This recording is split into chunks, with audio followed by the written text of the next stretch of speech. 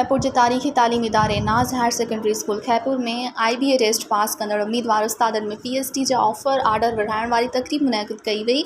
तक़रीब में director school education elementary secondary higher secondary Sukkur doctor Abdul Waheed, Indian deputy commissioner Khairpur Saiful Abro, director school education primary Sukkur, DEO secretary Khairpur Faiz Ali Jistani ऐं ॿियनि तालीम खाते में नई भर्ती थींदड़ PhD जी खुशनसीब 300 खां वधीक उस्तादनि ऐं मास्तरियाणियुनि में ऑफर आर्डर वधाया। तक़रीब खे ख़िताब कंदे अॻवाननि चयो त सिंध हुकूमती तालीम खाते जे सूबाई वज़ीर सरदार शाहजन जे अड़थक कोशिशुनि सां सिंध में तालीम खे बहितर बनाइण लाइ तालीम खाते में ख़ाली पियल जाइनि ते उस्तादनि जी भर्ती वारो अमल मुकमल थी रहियो आहे। उस्तादनि जी भर्तीअ सां सभई ख़ानदाननि खे रोज़गार मिली रहियो आहे। हज़ारे शागिर्दनि जी तालीम बहितर थींदी। मज़ीद ख़बरनि ऐं तफ़सीलात लाइ विज़िट कयो असांजी वेबसाइट www.awamiNewsHD.com ऐं ॾिसंदा रहो अवामी न्यूज़ HD।